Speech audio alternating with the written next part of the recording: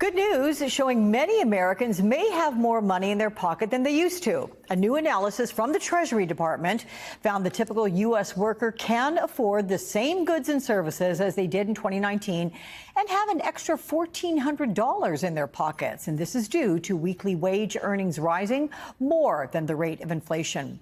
This also comes after the U.S. GDP was revised up to a solid 3% rate for last quarter, another positive indicator for the economy.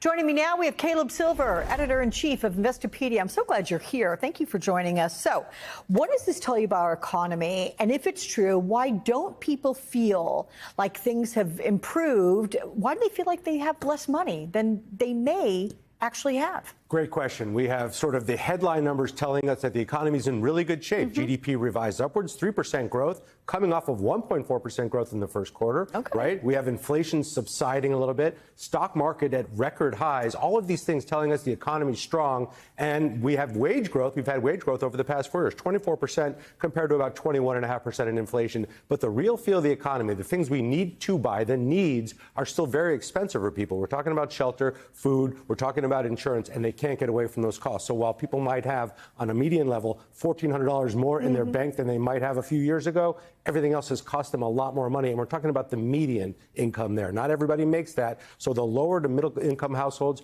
are still feeling the stress of inflation. Okay.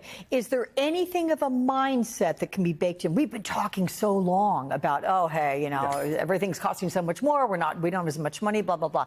Is there a mindset that can permeate society like that? And if so, have you seen that before? Absolutely. And when you look at the polls tell you the recent Harris poll said 50% or more of Americans think we're in a recession. We are not in a recession. 50% or more of Americans think we're in a bear market. We're not. The stock market is at record highs. So this repetition of bad news, when you hear it over and over again, it starts to creep in your mind. And consumer confidence has been really low, even though consumer spending has been driving the economy, and we've had wage growth over the past 4 years. Interesting. What about interest rates? Because the Fed is set to lower them. Does that bring relief? Yeah, that brings relief. Why? Because money gets cheaper. The Fed is going to lower interest rates. They meet in about 17 days and 20 minutes. I'm not counting yet. I'm counting because we've been all waiting for the Fed to lower rates, and they're going to lower rates probably 0.25%. They'll probably do it again before the end of the year. And then next year, we're looking at interest rates somewhere between 4 and 5%. What does that mean? Money's cheaper. Mortgage rates are going down. Credit card APRs are going down. The cost to buy a new car, to finance that, going down. That is going to make people feel like they have a little bit more breathing room because they don't have to pay these high interest rates. That's a relief. And hopefully the labor market continues to remain strong. Friday we'll get a very important jobs number that should set the tone for the rest of the year. Okay, 17 hours and 18 minutes now, I think. Anyway, let's talk about the proposed merger of the two supermarket giants, Kroger's and Albertsons. The FTC is suing with 8 other states as well as Washington, D.C. They're trying to stop this $25 billion merger, right? And it's saying that it's going to hurt competition, raise prices. Companies are saying the opposite, of course.